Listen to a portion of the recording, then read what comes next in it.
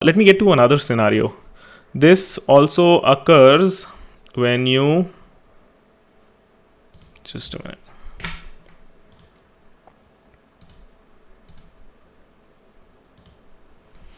Now this also occurs when you, and this occurs in great quantity when you run, okay, I'll show you an example. So let's say you have an e-commerce website, simplest to understand.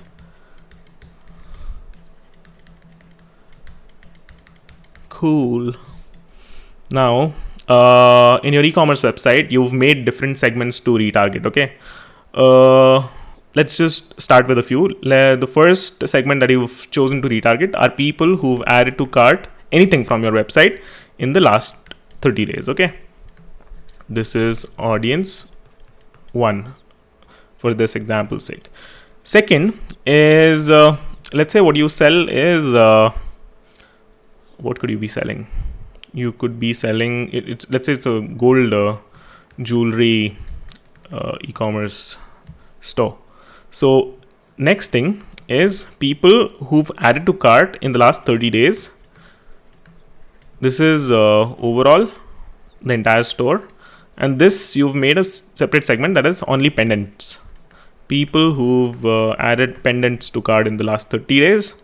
And let there be a third kind of audience, that is people who've purchased in the last 30 days necklaces. Cool.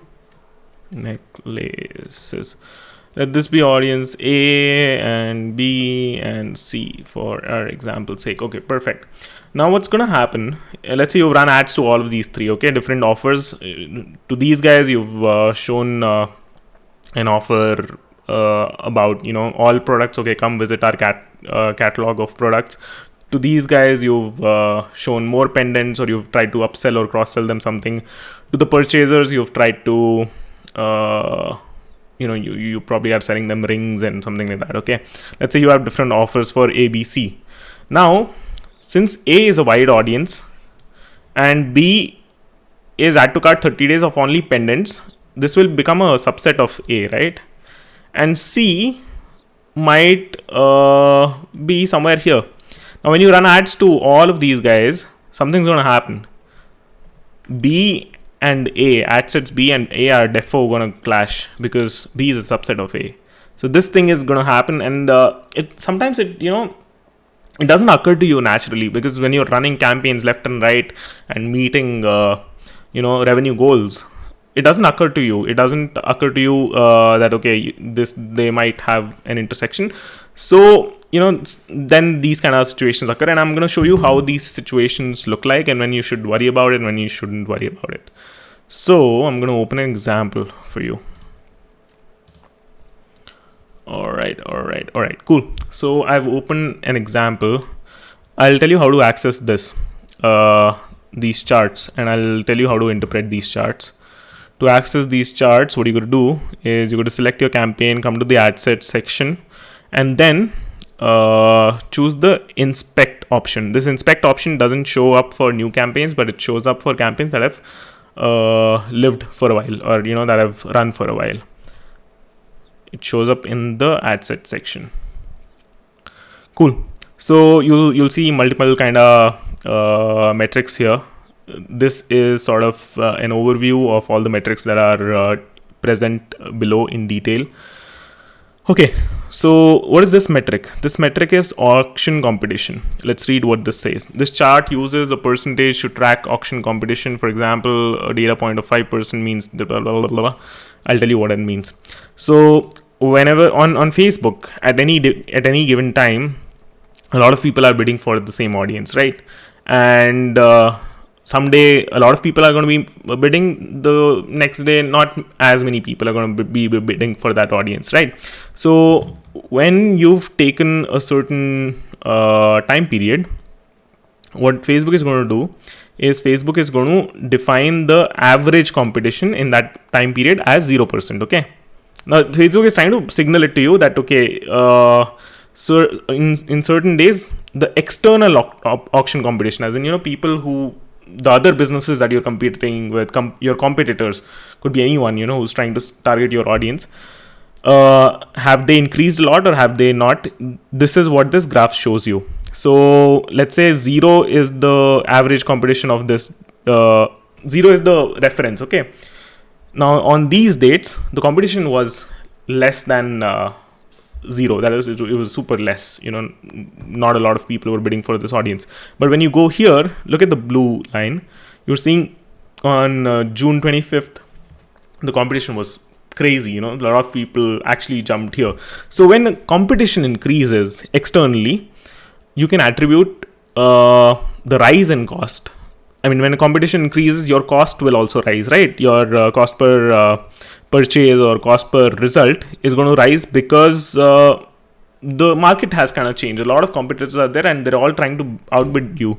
So you're seeing certain trend here. If you look at the green line here, the green line has also gotten up. It used to be at $0.02 per link click, and on these days you can see it also climbing 0.35. So this. I mean, you got to eliminate this thing first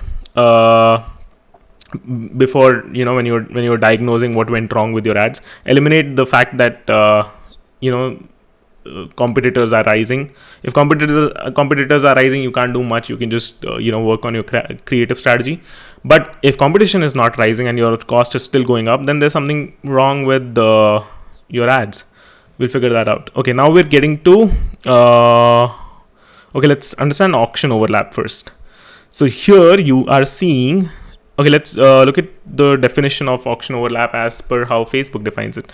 This graph shows how often your ad set ended up in the same auction as another from the same account.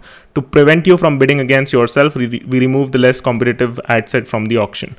So Facebook has its own defense mechanism where what Facebook does is kind of removes the less competitive or less competent ad set and lets the winner run.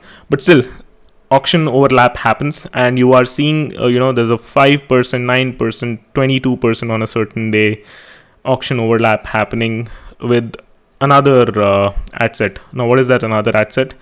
Okay, Facebook is telling me, okay, there is this ad set where an average of 8.51% overlap happened.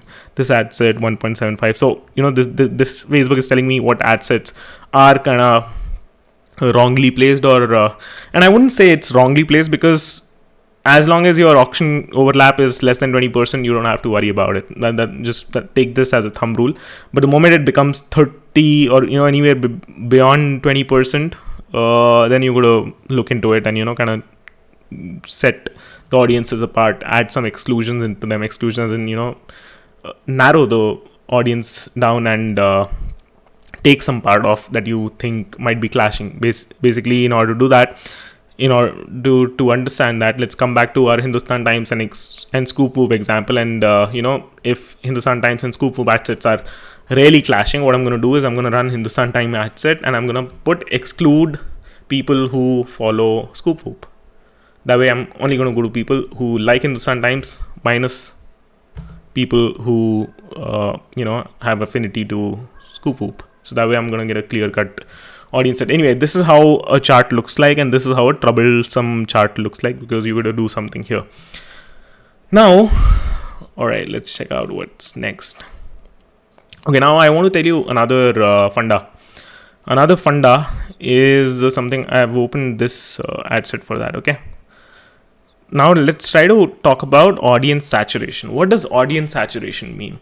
Audience saturation means when your ad is shown to the same audience again and again and again and again, the same ad, then the audience is saturating. Your ad is becoming sort of a blind spot to your audience, right? They've seen it multiple times and they've ignored it. Now, obviously, your audience has to see your ad multiple times, but there has to be a limit to that multiple times, okay? And this audience saturation kind of graph lets you analyze what went wrong, what didn't go wrong. So, okay, let's try to understand first-time impression ratio. What is the first-time impression ratio? First-time impression ratio is the percentage of your daily impressions that comes from people seeing your ad set for the first time. Basically,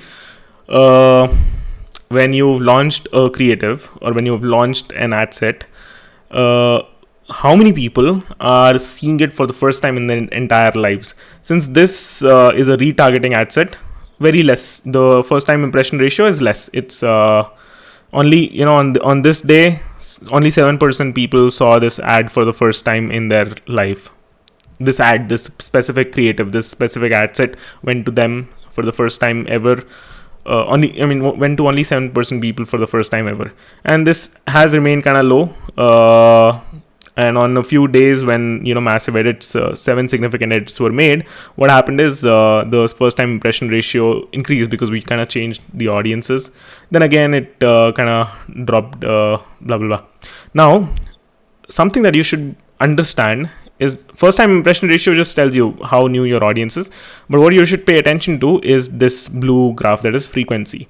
The frequency means the average number of times that each person saw your ad over a lifetime of your campaign.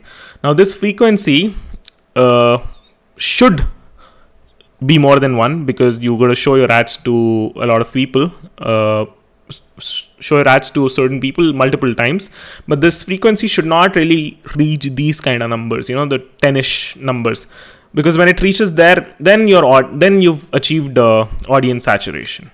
What does audience saturation means? Your audience is saturated. They've gotten sick of your ad. Then you got to make a tweak like we did here and bring the frequency down, and then it becomes 4, 5, 6, 7 is fine. Limit it to 4 or 5, but don't let it reach these numbers. Once it reaches these numbers, try to edit it and fix it. So this is what it is. These are the primary things that you should be worried about when you're working with audiences. This is a very common mistake, and you're bound to face it. I just told you how to interpret these graphs. Based on these graphs, you interpret conclusions out of them and take appropriate action. All right, cool. So we've learned about how to avoid 2 situations that occur. One is audience overlap, super common, and second was audience saturation. When audience saturation happens, you can call it ad fatigue, audience saturation. Both of these are similar terminologies. And if you keep showing an ad to your audience who's gotten sick of seeing it, then they might start reporting it. They might not engage with it. They'll just blindly ignore it. And that happens. Facebook picks up these triggers, and Facebook realizes that, okay, bro.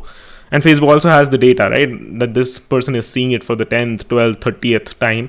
Then what Facebook does is Facebook starts penalizing you. Your ads, your cost per impression kind of rises. That affects your overall results. So you got to change it. That's when you're facing a creative fatigue or an ad fatigue or a audience fatigue. These are the terminologies that you can use to define this situation.